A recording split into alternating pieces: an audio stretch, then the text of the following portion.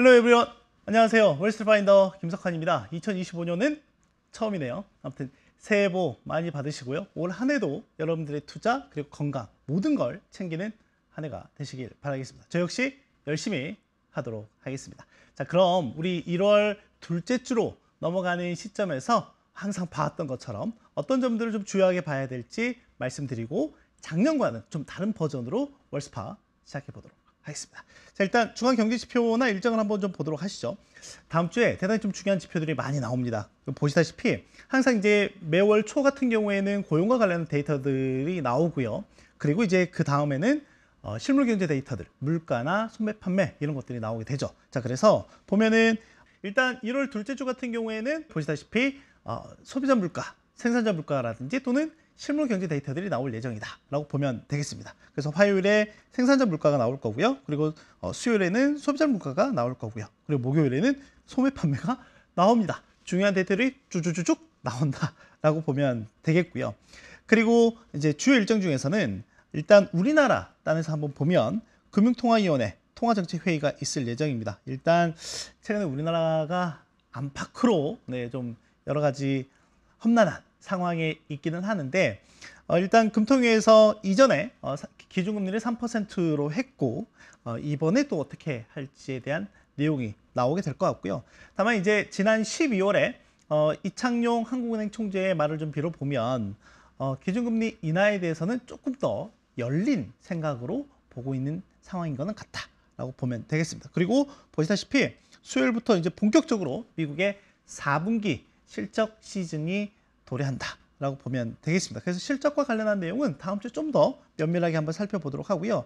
최근에 유가가 계속해서 올라오고 있는 모습도 좀 보이고 있거든요. 보시다시피 뭐 EIA라든지 미국 에너지 정보청이라든지 국제 에너지 기구에서 향후 원유 시장에 대한 전망을 좀 어떻게 보고 있는지에 대한 부분들도 저희가 확인을 해볼 수가 있을 것 같고요.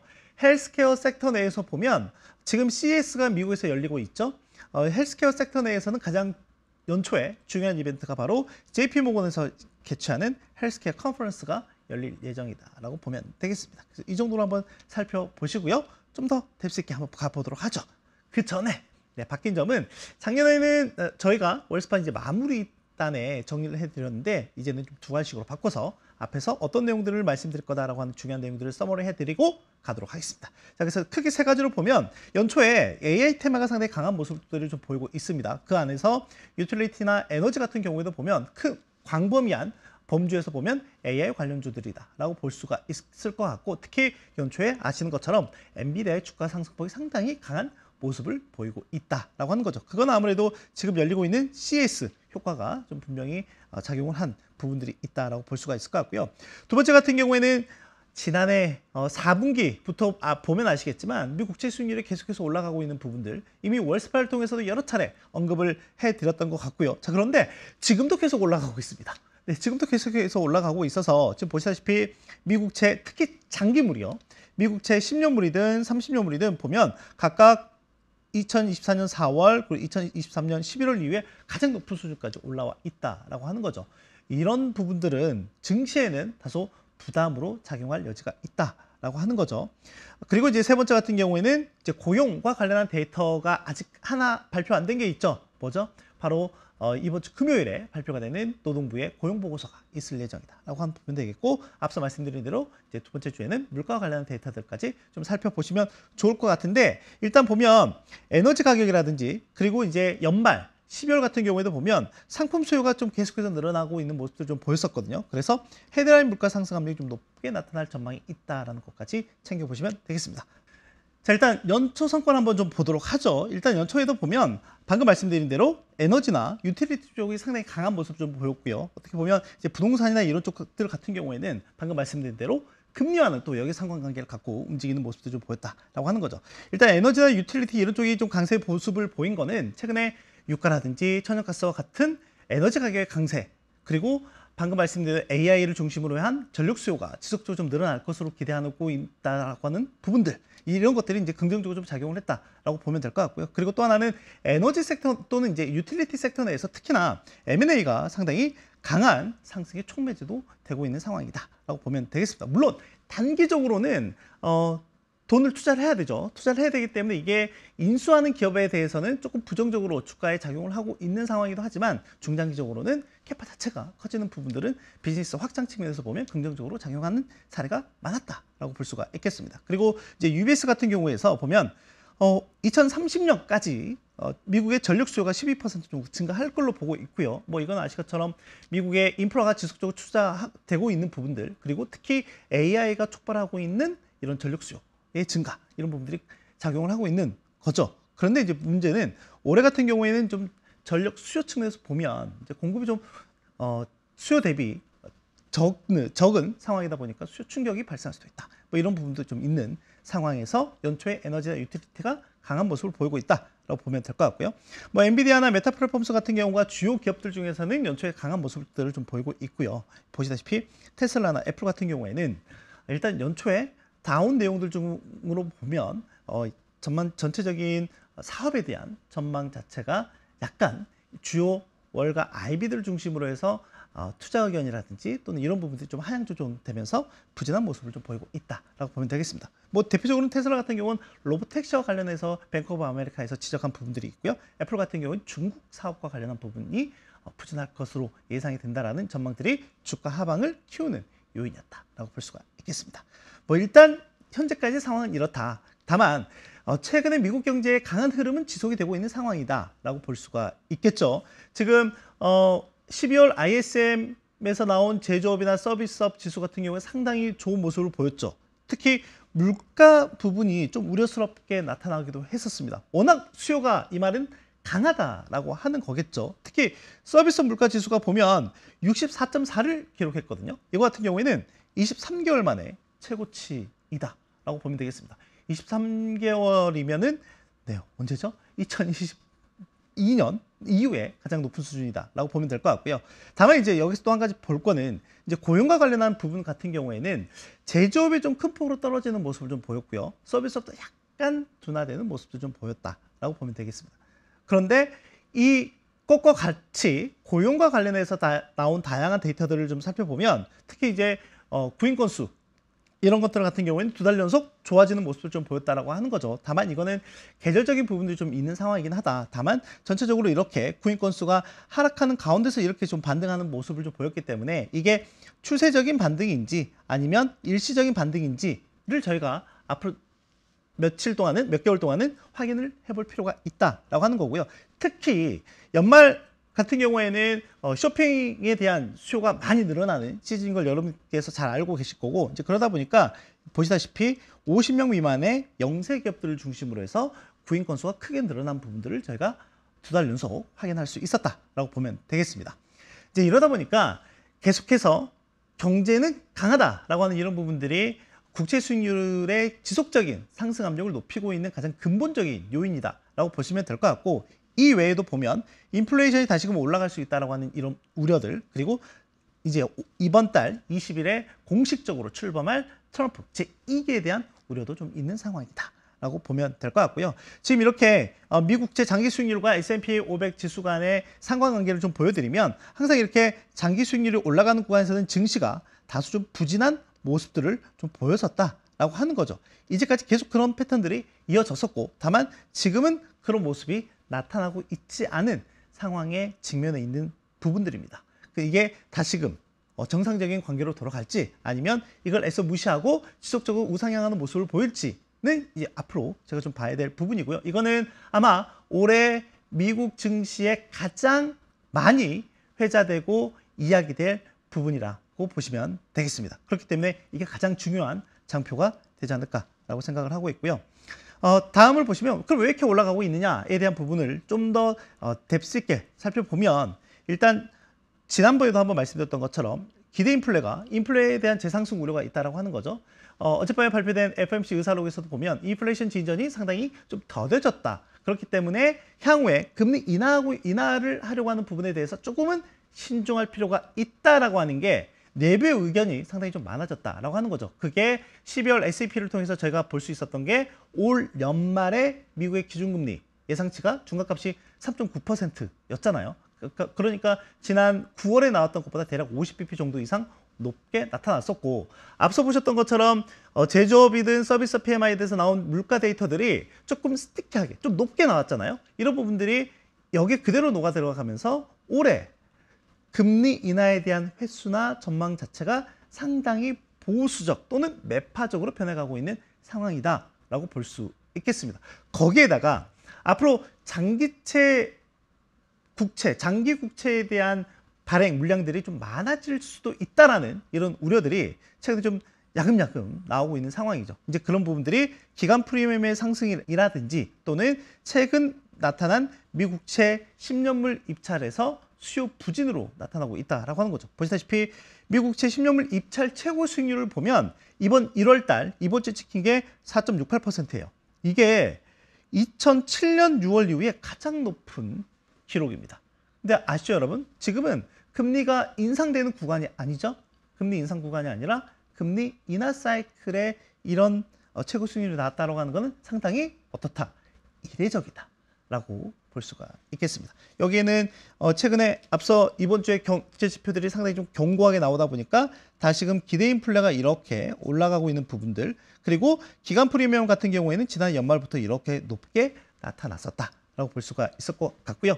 이러다 보니까 연준에서 보통 이 금융시장에 대해서 얘기하는 걸 별로 그렇게 달갑게 생각하진 않습니다. 네, 달갑게라기보다는 하지 않아요. 많이 하지 않는데, 근데 이제 최근에 이례적으로 그 연준 내 연준 이사회 이사인 리사 쿡 이사가 이례적으로 이 금융시장 안정성에 대해서 언급을 했습니다. 보시면 어떤 부분들을 좀 얘기를 했냐면, 이제 중요한 건 이거죠. 주식이든 부동산이든 여러 자산군에서 이 밸류에이션이 상승을 했다라고 하는 거죠. 그래서 어떤 일시적 요인에 의해서 어떤 것인지 모르겠지만 여기에는 이제 나와 있는 게 뭐 경제 뉴스나 뭐 지표의 부진이라든지 또는 투자 심리의 변화라든지라고 이제 얘기를 해놓긴 했지만, 이런 것들로 인해서 유동성 스트레스에 노출될 가능성이 있다라고 하는 점을 언급을 했다라고 하는 것도 체크해서 보시면 좋을 것 같습니다. 그래서 이런 부분들을 좀 언급한 부분도 저희가 이례적인 만큼 좀 챙겨서 볼 필요는 있겠다라고 말씀드리고 싶고요. 이제 다음 주에 우리가 봐야 될 부분 중에 하나는 고용과 관련한 부분입니다. 일단은 뭐 지금 뭐 졸츠가 나왔고, 그리고 ADP 민간 고용 보고서도 나왔고, 또 정리해고에 대한 내용들도 나왔습니다. 그런데 이제 아직 확인을 못한 게 노동부에서 나올 고용 보고서다라고 보면 되겠고요. 뭐 일단 실업률만 또 따지고 보면 지난 11월 실업률은 지난해 7월 이후에 가장 높은 수준까지 왔습니다. 그런데 이제 보통 저희가 실업률은 이때는 4.3%였고 이때는 4.2%가 찍힌 이유가 소수점 첫째 자리까지만 보기 때문에 그렇죠. 그래서 지난해 7월에는 소수점 둘째 자리가 0.05보다 컸기 때문에 어떻게 됐죠? 반올림이 된 거고, 11월 달에는 반올림이 안 된 거죠. 그러니까 이 말인즉슨 실업자가 다시금 이렇게 많이 늘어났다라고 하는 거예요. 그래서 이런 실업률에 대한 양적 데이터도 중요하긴 하지만 여러분들께서 또 한번 살펴보셔야 될 거는 질적인 부분들을 좀 봐야 될 필요가 있다라고 하는 거죠. 최근에 연구 실업자라든지 평균 실업 기간이라든지 이런 것들이 계속해서 좀 증가하고 있다라고 하는 것, 그리고 경제활동 참가율이 감소하고 있고 고용자 수도 감소하고 있다. 이게 어떻게 보면 실업자 수 증가로 이어지고 있는 상황이다라고 이해를 하시면 될 것 같고, 그렇기 때문에 이런 질적 변화도 좀 관심 있게 보시면 좋겠다라고 말씀드리고 싶고, 또 하나는 샤메 법칙이라고 아시죠? 최근 3개월 동안의 실업률, 평균 실업률이 최근 1년 동안 가장 낮은 실업률 대비해서 0.5%포인트 이상 높으면 이게 우리가 그러니까 의회를 중심으로 해서 뭔가 좀 더 적극적인 재정이든 통화든 이런 정책들을 펼쳐야 된다라고 하는, 그만즉슨 경기가 좀 어렵기 때문에 그만큼 뭔가 부스터가 필요하다라고 하는 거죠. 그래서 이제 샤메 법칙 같은 경우가 지난 7월 달에 실업률이 4.3%가 찍히면서 발동이 됐습니다. 그런데 이게 10월 달에 보시면 뭐 4.2, 4.1까지 떨어지면서 해제가 된 상황이었고요. 근데 이게 만약에 이번 12월 고용보고서상의 실업률이 4.3% 이상이 찍히게 되면 옆에 있는 보시다시피 다시금 재발동이 된다. 그런데 과거 데이터를 쭉 놓고 보면 샤메 법칙이 한번 발동이 됐다가 해제가 된 경우가 없습니다. 한번 발동이 되면 쭉 가는 경향이었지 이번처럼 발동이 됐다가 해제가 되는 경우는 없었다. 그만큼 포스트 팬데믹 시대에 우리가 보고 있는 이러한 아주 괜찮은 양호한 경제 데이터들도 있는가 하면 이게 좀 걱정스러운 데이터들도 좀 있다라고 하는 거죠. 이게 지금 계속 혼재되어 있는 상황에서 가고 있는 상황이다. 그렇기 때문에 지금 어떻게 보면 미국도 마찬가지고요. 연준도 마찬가지고 상당히 이 균형감을 유지하기 위해서 노력을 정말 잘해야 하는 시기이다라고 생각을 하고 있고 그 측면에서 보면 올해가 정말 중요할 것 같습니다. 자, 그리고 이제 물가와 관련해서 보면 최근에 제가 올해 들어서 에너지와 유틸리티와 같은 섹터가 상당히 강한 모습을 보이고 있다라고 말씀을 드렸잖아요. 이런 관점에서 보면 천연가스든 또는 유가든 이런 부분들이 다시금 반등하고 있는 모습들을 좀 보이고 있고 작년 혹시 9월에서 10월로 넘어오는 시점에서 혹시 기억하실까요? 그때 유가의 하방 위험이 좀 높게 나타나면서 유가, 즉 WTI 기준의 주봉 기준으로 보면 이게 데드크로스가 나는 게 이제 2020년 이후에 4년 만에 나타났다라고 말씀을 드린 적이 있었는데 최근 들어서 보면 유가가 다시금 연초에 상승하는 모습을 보이면서 최근 2개월 내 가장 높은 수준까지 올라와 있는 상황입니다. 그리고 그 유가가 물가에 미치는 영향이 지대하죠. 그래서 이거는 미국뿐만이 아니라 유로존도 마찬가지다라고 볼 수가 있을 것 같고요. 그래서 WTI와 브렌트유를 각각 미국의 물가와 소비자 물가와 유로존의 소비자 물가 한번 좀 비교를 해보면 일단 WTI 같은 경우에는 좀 완만하게 좀 반등을 하고 있긴 하지만 유로존의 브렌트유 같은 경우에는 이렇게 반등하는 좀 모습이 좀 있다 보니까 지금 유로존 그 12월 잠정 물가 수치가 2.4%가 찍혔거든요. 지난달보다는 이렇게 높아지는 모습을 좀 보이고 있는데 향후에 이 부분이 좀 더 이렇게 가파르게 올라갈 가능성도 배제할 수 없다라고 하는 거고 미국의 소비자 물가 같은 경우도 마찬가지다라고 보면 되겠습니다. 그래서 지금 보면 에너지 가격, 유가가 특히 2개월 내 최고 수준의 모습을 좀 보이고 있고 이거 같은 경우에는 헤드라인 물가 상승 압력을 높일 가능성이 좀 있다라고 하는 거고요. 아까 말씀드렸던 대로 코어 물가 같은 경우는 최근에 이 경직적인 흐름이 지속될 가능성이 좀 높아 보입니다. 이제 그렇기 때문에 연준의 금리 인하에 대한 기대감이 많이 후퇴하고 있는 상황이기도 하다라고 하는 거죠. 그리고 또 하나는 연말에 상품에 대한 수요가 상당히 좀 강하게 나타나는 모습도 좀 있었거든요. 이 부분이 서비스 물가 하락을 얼마만큼 상쇄하는지도 제가 이번에 나올 물가 데이터에서 중요하게 봐야 될 포인트 중에 하나다라고 보면 되겠습니다. 자, 그리고 이제 이거는 본외로 한번 좀 말씀드려보면 최근에 이제 1월 20일 날 트럼프 당선이 이제 공식적으로 트럼프 이제 미국의 제47대 대통령에 취임을 하게 되고요. 근데 최근에 나온 이제 여러 가지 내용들을 좀 살펴보면 약간 지정학적 이슈와 관련되어 있는 부분들 좀 있습니다. 크게 3가지 정도를 얘기하고 있는데요. 캐나다, 그린란드, 그리고 파나마 운하와 관련해서 좀 얘기를 하고 있는 상황이죠. 지금 여기 있는 이제 왼쪽에 있는 그림은 뭐냐면 미국 위에 캐나다가 있고 그리고 그 위에 이제 북극 쪽에 붙어 있는 게 그린란드 있는데 이건 이제 덴마크령입니다. 그런데 이걸 지금 최근에 캐나다의 트루도 총리가 사임을 했죠. 9년 만에 이제 사임을 하긴 했는데 중요한 거는 트럼프 대통령 당선인이 트루도 총리에게 미국의 51번째 주지사가 되라라고 이렇게 종용을 하기도 했었죠. 어찌됐건 지금 여러 가지 부침 내에서 보면 캐나다도 약간 정치적 불확실성이 좀 커져가고 있는 모습을 좀 보이고 있다라고 하는 거고 그 이후에 그린란드 같은 경우에도 보면 지금 이게 덴마크 왕실의 문장이거든요. 이제 기존의 문장은 이랬고 이번에 새롭게 발표된 문장이 이겁니다. 근데 보시면 아시겠지만 여기에 이렇게 작게 있던 북극곰과 숫양이에요. 숫양인데 이게 이렇게 보면 각각 한 자리씩을 차지하고 있죠. 이 북극곰이 의미하는 거는 그린란드고요. 이 숫양이 차지하고 있는 건 덴마크령의 페로 제도인데 이 말은 즉슨 이 영토에 대한 좀 더 강력한 의지를 표현했다라고 볼 수가 있을 것 같고요. 이걸 달라고 하는 게 아니라 미국이 지금 이걸 트럼프 대통령 당선이 사겠다라고 하는 거죠. 그리고 또 하나는 이제 파나마 운하 같은 경우에 제가 이제 작년에 수에즈 운하에 대한 여러 가지 얘기들을 많이 했었는데 바로 이 초크 포인트 관점에서 여러 가지 말씀드렸는데 파나마 운하도 전 세계 물동량 중에서 상당히 좀 중요한 길목을 차지하는 초크 포인트이기도 합니다. 네, 그래서 파나마 운하 같은 경우도 보면 지금 이제 미국이 이걸 반환해달라 다시금 가져가겠다라고 하는 내용들을 좀 얘기하고 있는 상황이죠. 물론 이게 이 파나마 운하가 이 태평양과 대서양을 잇는 주요 수로이기도 하고요. 이게 이제 1914년에 미국에서 이제 완공이 됐고 2019년 말에 일단 미국에서 파나마로 전체적으로 이제 반환이 되긴 했는데 이걸 다시 쭉 가져오겠다라고 얘기를 좀 하고 있는 거죠. 여기에는 이제 여러 가지 이슈가 있습니다. 안보라든지 또는 정치적 이슈라든지 뭐 여러 가지 부분들이 좀 엇갈려 있기 때문에 트럼프발 지정학적 이슈도 제가 눈여겨봐야 할 포인트 중에 하나이다라고 하는 거고요. 솔직히 이제 이런 부분들이 좀 커지게 되면 불확실성이 커지는 요인이 되기도 한다라고 보면 되겠습니다. 아시겠죠?